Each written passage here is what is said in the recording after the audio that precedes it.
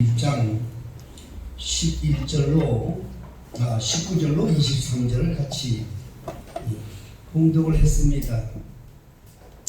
이 말씀은 하나님께서 우리에게 원하시는 그런 강력한 메시지입니다. 저와 저희 신령들과 우리 가족들 또 교회는 말할 것도 없고 나아가서 우리가 거하고 있는 이 사회를 향하신 하나님의 그 강력한 메시지이기도 합니다.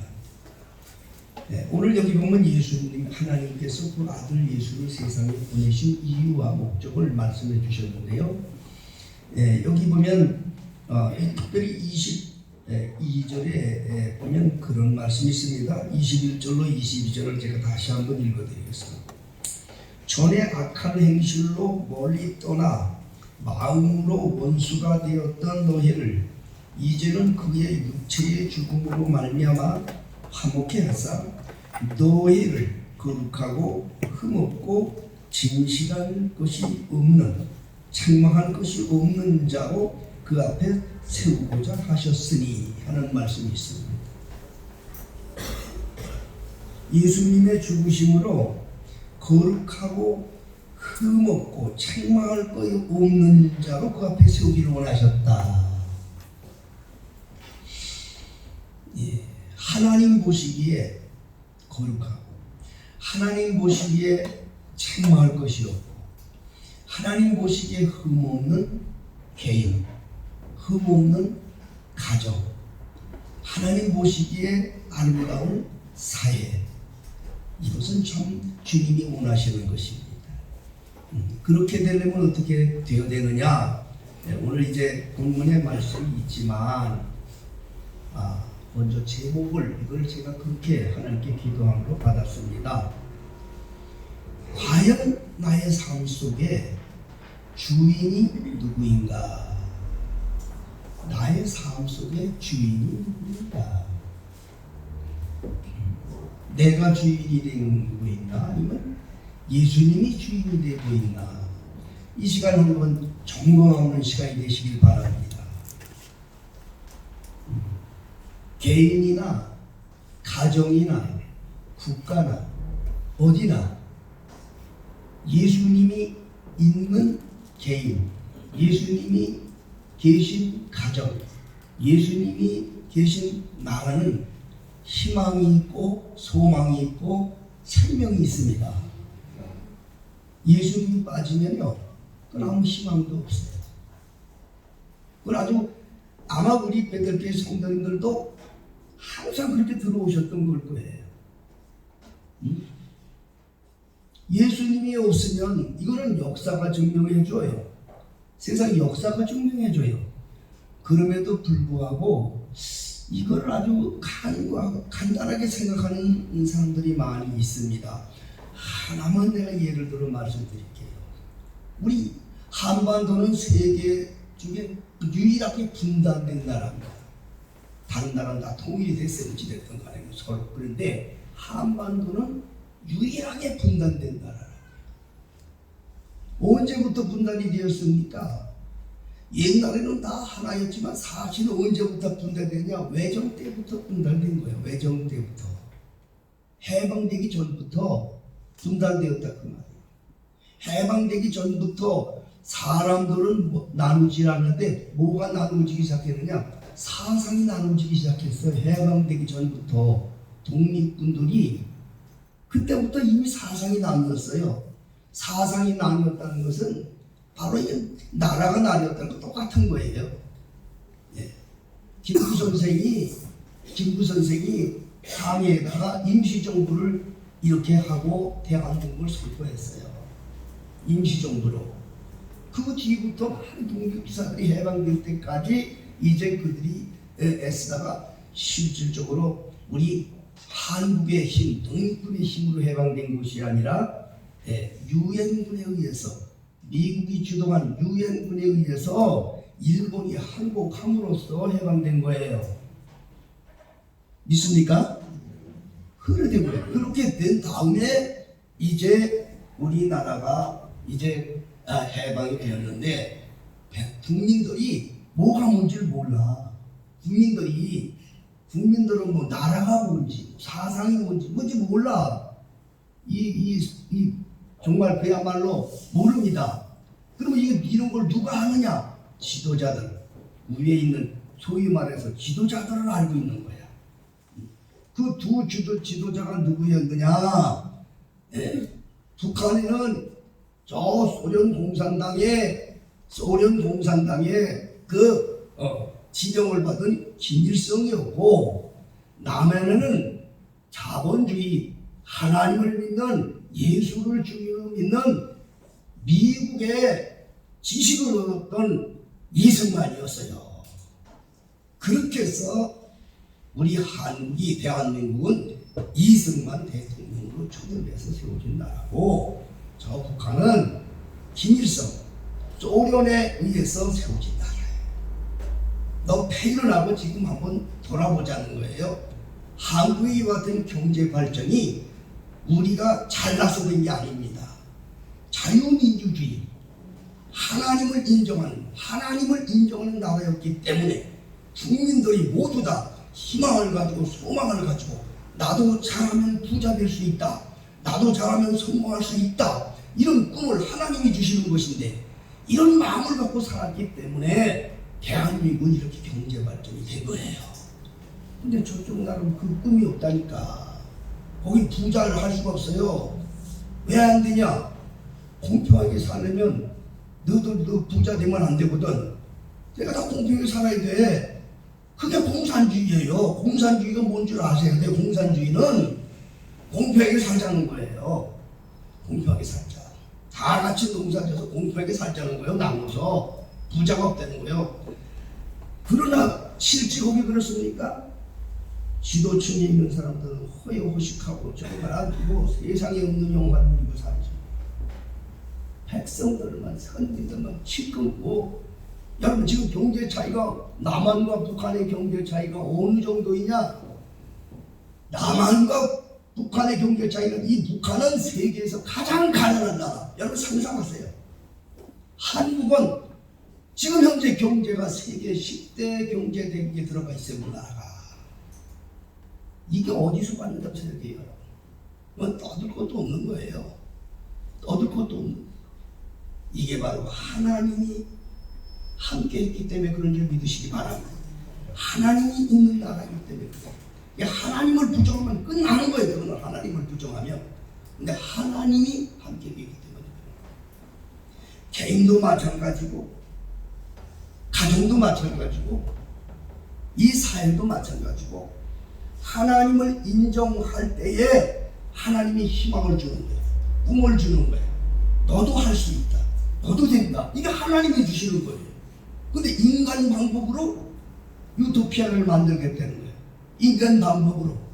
그래서 그거 뭐 부자들 뭐 없어, 아무도 없어, 우리 인간 방법으로 만들자, 이렇게 하는 거예요. 여러분, 우리가 하나님 앞에 정말 예수님이 주인 되는 삶을 살기를 주의로 축복합니다. 여러분, 요즘에 세상을 따뜻하게 한 사람이 있어요. 아주 그냥 그 세상을 따뜻하게 한 사람이 있어요.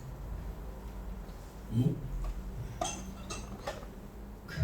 그분이 많은 젊은이들에게 마음을 사로잡았어요. 왜 그러냐? 그분의 엘리트의 대학의 교수고, 또 뭐 예물을 보나, 또 무슨 뭐 강의를 보나, 항상 보면 정결하고 도덕적이고 정의롭기 때문에 많은 사람들이 공감을 해줬어요. 그리고 그분이 이야기하는 게 뭐였냐? 사회주의였어요. 사회주의. 제가 오늘 하나님께서 이것을 꼭 말씀드리라고 해서 말씀드리는 거예요. 이건 아주 중요하기 때문에. 사회주의였어요. 우리도 젊은 분들이 계시지만 그걸 아셔야 되기 때문에 말씀드리는 거예요. 그 사회주의가 뭐냐? 이건 공산주의랑 조금 다른 것 같아요. 한마디로 사회주의는요, 부자들 돈을 걷어서 가난하게 나눠주자는 거예요. 이게 사회주의예요. 아주 다 맞죠. 정상들한테 맞아. 부자들 거 받아서 같이 먹으면 되지. 그 뭐 혼자만 넣으면 되나? 그 맞는 말이죠. 그래서 공평하게 살자는 거예요. 예? 이게 사회주의거든요. 그런데 이 사회주의를 지망하는 나라가 다 망했어요. 다 망했어요. 사회주의. 예? 지금 중국 아니라면 중국도 이제 다 망하게 돼 있어요. 될 수가 없어요. 근데 거기는 어떻게 할 수가 없기 때문에 하는 거예요. 그럼 이 한 가지 예를 들겠어요. 저는 베네수엘라라는 나라를 아실 거예요. 남아메리카 베네수엘라. 베네수엘라는 우리나라 남북한 합치된 2배 반쯤 되는 큰 나라예요. 그리고 그 나라는 석유가 나와요. 석유. 여러분 석유 나오면 중동 사람들이 아무것도 없던 왜 큰 소리 똥똥 치고 나는지 아세요? 석유가 나오니까. 이게 돈이거든요. 가만히 있어 나오는 돈. 그래서 그 옛날에 그 얼마나 아주 강국으로서 돈 많은 나라로 살던 나라가 베네수엘라. 여러분 한번 인터넷에 베네수엘라를 한번 쳐보셔요. 베네수엘라를 쳐봐. 그 나라 어떻게 비참해졌는가. 사람들이 너무 못 살겠다고 막 지금 500만 명이 나가거든요. 길거리에 나가서 쓰레기통에 가서 음식을 주워 먹는 사람이 허다하고 강도 살인 말도 못해 살 수 없는 동네가 됐거든. 이렇게 가난해서 그런 부자가 왜 그랬냐. 거기에 차베스라고 하는 대통령이 있었는데 뭐를 어떤 정책을 쳤느냐. 사회주의 정책을 한 거예요. 사회주의. 네. 포퓰리즘이라는 소리 들어봤죠? 포퓰리즘은 뭐예요? 대중들에게 인기 끄는 정책을 말하는 거예요. 막 나눠주는 거예요. 네? 여러분들이 좀 깨어나세요. 이건 절대 정치 얘기가 아니야. 하나님한테 깨어나야 돼요. 여러분들. 뭐가 옳은지 뭐가 진인지 알아야 돼요. 뭣도 모르고 사람들이 그냥 그렇게 다니는 게 너무나도 이게 참 안타까운 시대에 우리가 살고 있습니다. 막 퍼주는 거예요. 여기 청년들도 뭐 수당 받는 거 좋아하지 마. 일 안 해도 돈 준다고 좋아하지 마. 이게 포퓰리즘이라는 거예요. 포퓰리즘. 여러분 한마디 예를 들게요. 자본주의는요 오리를 기르는 거예요. 오리를 잘 먹여서 오리를 기르는 거예요. 기억하세요. 그럼 오리를 기르면 그 잘 먹여놓은 오리가 알을 낳아요. 그리고 그것도 병아리가 돼요. 그래서 나중에 알도 병아리가 되면 또 그걸 나누고 이렇게 해서 누구든지 또 하는 오리 기르게 돼. 자기가 그렇게 해서 나는 게 자본주의예요. 물론 가난한 자와 못 사는 사람은 있어요. 성경에도 잠언 22장에 빈부가 섞여 살거니와 이것을 지으신 지는 여호와라 그랬어요. 어디든지 완전한 건 없어요. 그러나 그래도 인류 사이에서 세상 살아가는 데서 나은 거는 그대로 자본주의예요. 기회가 있거든요. 노력하면 나도 부자 될 수 있고 노력하면 나도 잘 살 수 있다는 기회가 있지 않습니까? 그러나 사회주의나 공산주의는 기회도 없는 거예요. 여러분 그걸 잘 알아야 돼요. 무조건 이게 좋다고 따르면 안 되는 거예요. 오리를 길러서 먹이면 그 오리가 새끼를 낳고 또 그걸 강먹고 또 그 사람도 오리 길러서 또 자기도 하고 이렇게 하는 게 자본주의예요. 오리를 길러서 하는 게 아니라 사회주의는 뭔지 아세요? 오리를 잡아서 나눠 먹자는 얘기예요. 오리를 앞에 잡아서 먹어 나눠 먹자. 같이 뭐 지들 필요 뭐냐? 같이 나눠 먹지. 이게 바로 사회주의 되는 거예요. 정신 똑바로 차려야 돼. 지금 우리나라가 위기에 있기 때문에 이런 말씀드리는 거예요. 기도하시길 바랍니다. 정말 기도해야 돼요, 여러분. 가마솥에다 개구리를 놓고 끓이면요, 개구리가 뜨뜻하니까 좋아하다네요. 어느 사이에 몰려가서 튀김 되는지도 모르고 좋아하다네요. 지금 우리 한국이 이런 시대에 왔다는 걸 아셔야 돼요. 젊은 애들 다 이게 이 주사파에 그냥 세뇌가 돼가지고 주사파가 뭔 줄 아세요? 주사파라는 것은 김일성제일주의를 말하는 거예요. 뭔지도 몰라. 사회주의 비슷한 거예요. 결국 그렇게 하는 거예요. 이런 데도 처음 사람들 이걸 모르고 그저 아무 데나 가서 박수 치고 아무 데나 가서 그러는데 그래서 안 돼요. 자기가 우리 그리스도인들은 하나님 편에 서야 됩니다. 우리는 하나님 편에 서야 됩니다. 믿습니까? 완전한 거 없어요. 제가 지금 얘기하지만 자본주의도 완전하지 못해. 왜? 거기도 불균등이 있어. 살길 말할 것도 없어. 그거는 더 기득권들만 돈 벌어주는 거야.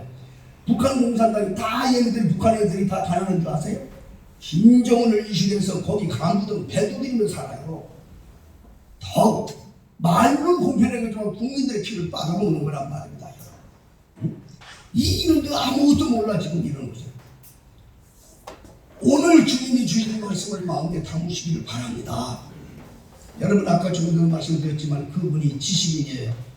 그분이 가지고 있는 얼마나 많은 젊은 자들이 따라갔어요. 그런데 어떻게 참 하나님이 우리나라를 붙잡아 주시려고 그러면 이제 하나님이 은혜를 입혀 주시려고 하지. 참 어떻게 그냥 기가 막히게 원래 정권을 잡으면 그냥 거기에 하수인들이 돼가지고 검찰이고 법원이고 뭐 모든 언론이고 다 거기 아무것도 사는데 이게 하나님이 우리나라에 은혜를 주시려는지 아무리 떠들어도 안 됐더니 아니 어떻게 검찰청장을 어떻게 그냥 하나님이 지팡이 같은 분을 세워가지고 그냥 이 일을 시작하게 했네. 만약 그분이 그냥 그런 사람이 만약 흠 얘기했다면 끝난 거예요. 그 사람이 뭐 한 몇 년 동안 그냥 뭐 주저앉아가지고 다 그냥 법도 바꿔버리고 뭐 해버리면 어떻게 되겠어요? 끝나는 거지요. 그래서 그들 치는데 야 정말 여러분들 다 내 손으로 들어갔을 거예요. 아니 세상에 그런 엘리트에다가 그렇게 많은 사람들의 감동을 주던 교수가 말입니다. 아니 온 집안이 다 거짓말 투생이야. 온 집안이 본인뿐이 아니라 부인과 애들까지도 똑같이. 여러분 이유는 단 한 가지 알아야 돼요. 그 안에 예수가 없는 거예요. 예수가 없는 거예요. 예수가 없으면 거짓투생이야. 예수가 없으면 그건 볼 것도 없어. 그나마 예수가 있는 나라, 예수가 있는 가정, 예수가 있는 심령이 희망이 있다는 걸 잊지 마시는 줄을 축복합니다. 역사가 증명해 주는 것이고 세상이 증명해 주는 거예요. 그러므로 우리 안에 계신 예수님을 여러분이 주인으로 모셔야 됩니다. 예수님을 주인으로 모시세요. 예수님을 정말 여러분들 높이세요. 그래야 여러분들 속에 희망이 있고 여러분들 삶 속에 소망이 있고 거기 생명이 있는 거예요.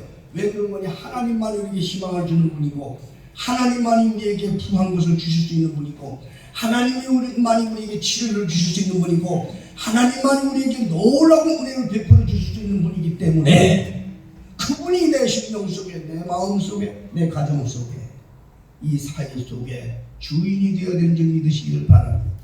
하나님이 주인이 되어야 된다. 하나님이 주인이 되어야 돼. 하나님을 부정하면 그건 끝나는 거예요. 하나님이 주인이 되어야 된다. 우리 대한민국을 하나님이 사랑해 주신 것은 하나님이 그나마 이름이 있었고 하나님이 주인 되어줘서 그랬기 때문인 걸 믿으시기 바랍니다. 제가 지금 이 시간에 여러분들한테 말씀을 증거할 때에 우리 곧 해방 이후에 남한도 이제 대한민국을 세웠고 북한도 이제 또 조선인민공화국을 세웠습니다. 두 분의 그 두 사람의 개념이 다 달랐죠. 절도 달랐어요. 북한의 김일성도요 삼촌이요 예삼촌이 목사였어요. 목사. 그 당시에 평양의 90%가 그리스도인이었어요. 다 그걸 이용해서 하는 겁니다. 그런데 뭐냐? 다른 거 없어요. 똑같은 한민족이에요. 똑같은 우리 대한민국 우리 조선 사람들이에요. 그런데 뭐가 다르냐? 거기는 하나님을 인정을 안 하는 나라. 우리 대한민국은 하나님을 인정하는 나라. 북한의 김일성은 하나님을 인정하지 않는 소련의 지시를 받은 그런 공산당의 지시를 받은 나라. 대한민국은 하나님을 믿는 그 당시에 절실한 그리스도인 예수 믿고 목사님이 되시려고 신학까지 하신 이승만 대통령이 세운 나라가 대한민국이에요. 이게 대한민국이라고 해요. 응? 여러분 대한민국 태극기 사랑하십니까? 대한민국 태극기 사랑하시는 분 한번 아멘 해보세요. 왜 태극기를 사랑해야 되느냐? 여러분 이 태극기, 북한에는요 태극기가 없지요. 그 인민공화국 인공기가 있지요. 그렇죠? 원래 우리나라 대한민국 이 국기는 언제부터 이루어냐? 외정 때부터, 해방되기 전부터 가슴에 품고 그걸 휘날리고 그것을 가슴에 품고 살아. 이게 원래 우리나라의 국기인 거예요. 해방 전부터. 만세운동은 3.1운동 때 어린 소녀의 가슴 속에 품고 그 태극기를 가지고 옥중에서 대한민국 만세를 외치던 국기가 바로 그거예요. 수많은 독립군들이 순국열사들이 그 피를 물으며 지켰던 게 그 태극기예요. 그러한 태극기가 대한민국입니다. 하나님은 거기에 의미가 있다는 걸 아셔야 돼요. 내가 더 심각한 얘기 할게요. 그런데요, 지금 대통령이요 태극기를 안 달고 다녀요. 외국 총장들을 만나면 미국 대통령은 자랑스럽게 손잡이를 달고 나옵니다. 그런데 우리나라 대통령이 태극기를 안 갖고 나가요. 이걸 나는 걸 부끄럽게 여기는 사람이에요. 기도하는 이도 기도 안 하겠어요? 정말 나를 위해서 기도하시길 바랍니다. 여러분 참 중요한 겁니다. 지도자 한 사람이 얼마나 중요한 걸 여러분 알아야 돼요. 젊은 사람들은 뭐가 뭔지도 몰라요.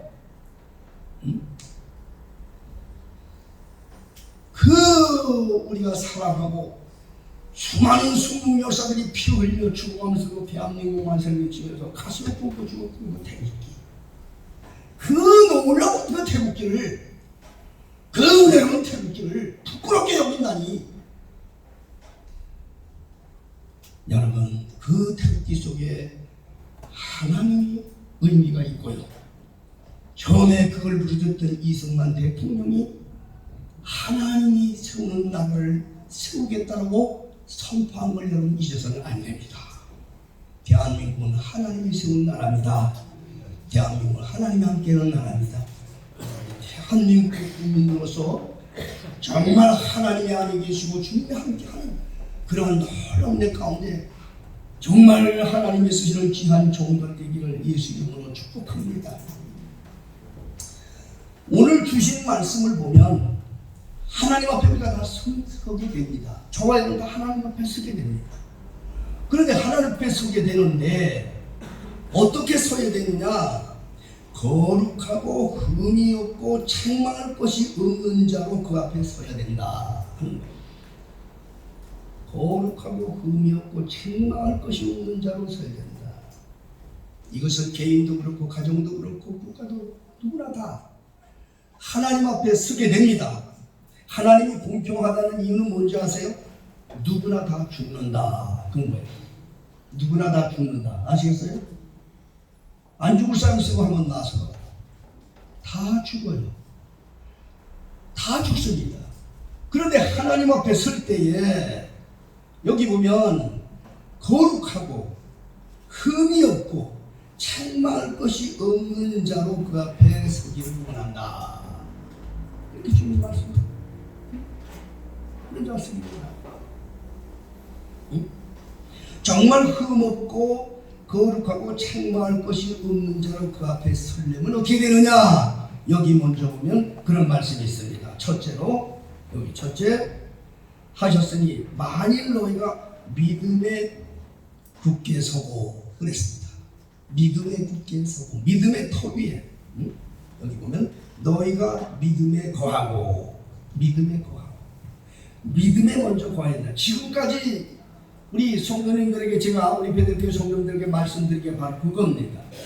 믿음에 거한다는 말이 뭐냐? 예수가 있어야 된다는 거예요. 예수가 있어야 된다는 거예요. 여러분 예수가 있어야 돼. 예수가 있고 나라가 있고 예수가 있고 안에 있는 거예요. 믿습니까? 예수가 있는 개인, 예수가 있는 가정, 예수가 있는 나라, 그 나라에 있어야 된다 이 말이에요. 그걸 부정한 여러분, 사회주의에서 제일 먼저 핍박하는 게 뭔지 아십니까? 교회 핍박이에요. 공산주의가 제일 싫어하는 게 뭔지 아십니까? 교회예요. 교회. 제가 항상 여러분에게 순교 얘기하지요. 내가 그런 말씀을 그냥 하는 게 아니에요. 만일에 정말 하나님 없는 무신론자가 나라가 뒤집어졌다 그러면 제일 먼저 누굴 죽이느냐? 그리스도인부터 죽이는 거예요. 그리스도 죽이는 거예요. 그게 제일 정신적으로 자기 위협이 되니까 죽이는 거예요. 이게 반대로 우리가 정말 하나님 앞에 서고 정말 주님 앞에 서는 성도들이 되려면 흠없고 정말 책망할 것이 없는 거룩한 몸으로 주 앞에 서려면 믿음에 거해야 된다. 예수 안에 거해야 된다. 예수 안에 거해야 된다. 아까도 제가 말씀드렸습니다. 어떤 분이 정말 그렇게 사회적으로 볼 때 또 사람들 눈으로 볼 때는 정말 존경할 만하고 지식인으로 지성인으로서 그렇게 많은 젊은이들을 이렇게 강의하고 그런 분이었다 하더라도 그 사람이 예수가 없으니까 결국엔 그렇게 정말 까도 정말 그냥 아주 그냥 거짓말 자꾸 나타나는 그런 것을 말씀드렸는데, 그러면 교회 다니는 사람들은 안 그런가? 아니에요. 교회만 다닌다고 다 되는 게 아니에요. 교회 다니는 사람들도 그거보다 더 추악하고 나쁜 사람들이 있어요. 여러분, 예배당에 다니는 사람들 중에서 예배당에서 뭐 성도다, 집사다, 장로다, 목사다 하는 사람들 중에서도 그보다 더 악하고 추한 사람들이 있어요. 그걸 하셔야 돼요, 여러분. 누구냐? 그게 중요한 게 아니에요. 그 속에 예수가 있느냐, 예수가 없느냐에 달려있는 거예요. 항상 우리 성도들에게 말씀을 드리죠. 종교인이 되지 말고 그리스도인이 되라. 종교인들이 돼서는 안 돼요. 주여 주여 하고 예수님만 따라다니는 이런 종교인들 속에는요, 그 사람보다 더 악한 일을 할 수가 있어요. 교회에 다니는 사람이지 그 사람은 그리스도인이 아니기 때문에 그래요. 그분은 아예 교회 다니는 얘기를 들어보지 못해서 그랬다 하더라도, 그럼 교회 다니는 사람들 괜찮느냐? 절대 아닙니다, 여러분. 오늘 주님이 말씀하신 거예요. 거룩하고 정말 흔히 없고 책망할 것이 없는 자로 주 앞에 서려면 믿음에 거하는 자가 되어야 된다. 믿음에 거하는 자는 누구냐? 예수님이 그 안에서 주인 되어 사는 사람들, 예수님이 마음의 주인이 되어지는 사람들. 내 마음속에 예수님이 주인이 되어야 돼. 예수님이 손님이 되면 안 돼. 내 속에 계신 분이 주인이 되어야 돼. 주인은 뭡니까? 주인은 절대로 집을 떠나지 않습니다. 그렇죠? 손님은 올 때만 오고 또 다시 나가버리십니다. 그렇지요? 근데 주인은 절대 그 집을 떠나지 않습니다. 내 속에 주인으로 계신 예수님이 나를 떠나지 않아야 되는데, 어떤 사람은 내 속에 계신 예수님을 주인으로 섬기고 주인으로 모시는 것이 아니라 손님으로 모셨기 때문에 예배당 올 때만 주여, 그리고 예배당 바깥에 나가면 예수님이 없어. 예배당 있을 때는 주여, 그리고 지금 같이 있는 것 같은데 예배당 바깥에만 나가면 예수님이 안 보여. 그래서 바깥에 나가면 옛날 그 성격 그대로 나와. 술도 먹고 담배도 피고 파토도 치고 과토를 하잖아. 요즘 말에. 응? 예배당 밖에 나면 그대로야. 예배당 밖에 나면 예배당 안에 있을 때는 거룩해 보이고 참 신실해 보이고, 그런데 예배당 밖에 나가면 똑같아. 성질 날 때는 확확 성질 나고 막 그냥 뭐 하고 막 싸우고 막 그래. 예수님이 주인이 아니기 때문에. 예수님이 주인이 된 사람은 예수님이 항상 계시기 때문에 예배당에 있으나 예배당에 밖에 있으나 어디나 예수님이 함께 그 주인이 되셔서 나를 컨트롤한다 그 말이에요. 그런 사람들이 훗날에 주님 앞에 섰을 때에 정말 흠없고 거룩하고 책망할 것이 없는 자로 주님께서 사랑해 주신다는 그런 말씀인 것을 깨닫기를 주여 축복합니다. 그럼 여러분 지금 속에 계신 예수님이 주인인지 내가 주인인지 이 시간 그들의 영이 오셨을 줄은 믿어요. 예수님이 주인이 아니고 내가 주인이면요 내 성질대로 사는 거예요. 내 꾀대로 사는 거예요. 그래서 거짓이 있어. 내 꾀는 거짓이 있고 내 꾀는 아주 세상적인 수단 방법으로 살아. 근데 예수님이 주인이 되는 사람들은 내 꾀로 살지 않고 예수님의 지혜대로 살아요. 예수님이 주신 말씀대로 그대로 순종하고 살아.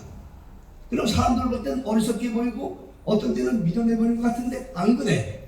그 사람 속에 창조가 나타나, 생명이 나타나, 능력이 나타나, 놀라운 기적이 나타납니다. 여러분 하나님의 말씀을 받고 순종하지 않는 것은 이건 절대로 능력이 안 나타나요. 순종한다는 말이 뭔지 아십니까? 자기 속에 계신 예수님의 말씀을 따라 산다는 소리예요. 자기 속에 계신 예수님이 여러분 예수님이 성화에 나온 대로 머리를 길게 하고 뭐 이게 이런 예수님을 생각하지 마세요. 예수님이 누구냐? 말씀이 예수님이에요. 말씀이 예수님이에요. 그 말씀이 자기 속에 계셔. 그 말씀이 자기를 말씀할 때 그걸 통해서 그 말씀을 따라 순종할 때 거기에 기적이 나타나고 거기에 생명이 나타나고 하나님의 창조가 나타나는 거예요. 그걸 말씀하시는 거예요, 여러분. 네? 그래서 예수님은 우리의 생명이고 예수님은 우리의 소망이고 내 삶에 놀라운 기적을 일으키시는 능력인 거예요. 제가 처음에 말씀드렸죠. 예수를 믿는 사람들에게는 희망이 있어요. 가난하다고 낙심할 거 없어요. 부자 될 수 있어요. 예수가 주인인 사람은 미련하고 낙심할 거 없어요. 지혜롭고 여기질 때가 와요. 예? 예수가 주인인 사람들은. 그래서 우리가 중요한 겁니다, 여러분. 어떤 수를 쓰더라도 예수님을 주인 삼아 살고 또 이것을 하나님께 전도하고 이걸 전할 수 있는 여러분들 되기를 주님을 축복합니다. 여러분들이 가정에서 마찬가지예요. 내가 예수와 함께 살고 예수의 능력을 보일 때 자녀들에게도 교육이 되는 거예요. 그리고 그 자녀들이 또 예수 믿는 그런 성도가 되어서 세상을 이기는 거예요. 예수가 그래서 우리에게 주인이 필요한 거예요. 내 삶 속의 주인이 누구인가? 이 시간 다시 한번 돌아보세요. 개인이나 가정이나 국가를 일으키고 희망을 주고 소망을 주고 생명을 주고 창조를 주신 분이 하나님입니다. 그러면 과연 나도 이 세상을 그렇게 살아야 되는데 과연 내 삶 속의 주인이 누구인가? 내가 주인이라면 결코 희망이 없습니다.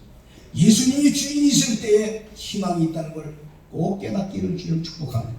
예수님이 주인이 되라. 예수께서 주인이 되라. 믿음에 거하는 자가 되라. 이 예수님이 주인 된다는 말은 다시 말씀드리면 늘 우리 베들교회 성도들에게 말씀을 드립니다. 예배당에 다니는 것이 예수 주인 된 사람이 아니에요. 예배당에 다니는 사람이 예수 주인 된 사람이 아니에요. 주여 주여 하는 사람들이 예수 주인 된 사람이 아니에요. 예배당에 다니고 안 다니는 것은 성경을 배우기 위해서 하나님이 이끌어서 가게 하는 것이고 실제 그 삶 속에 예수와 함께 사는 사람이 그리스도인이에요. 예수와 함께 사는 사람이 되세요. 여러분 예배는 우리의 모든 삶 전체가 예배가 되어야 되는 거예요. 예배라는 말이 영어로 worship service라고 하고요. 예배라는 말은 절한다는 뜻이에요. 절한다. 예를 갖춰서 절한다는 게 예배예요. 근데 이 예배가 제사가 돼서는 안 돼요. 예를 갖춰서 절한다. 순종한다는 거예요. 그러면 예배당에서만 예배를 하는 사람은 그 사람은 예배가 아니고 제사 지내는 사람이에요. 그건 종교예요. 언제 어디서든지 내 안에 계신 예수님께 절할 수 있는 사람, 내 심령 속에 계신 주님 앞에 내가 엎드려 절할 수 있는 사람, 그 사람이 진정한 예배자예요. 그 사람이 진정한 예배자예요.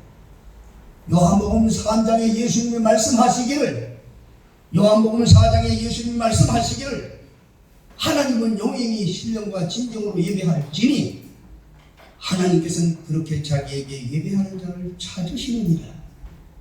지금 여러분들 다 예배당 앞에 가서 예배하지만, 여러분들이 하나님을 바라보고 예배를 찾지만, 하나님께서 바라보시는 예배자는 여기에 얼마나 있을까요? 하나님이 보시는 예배자.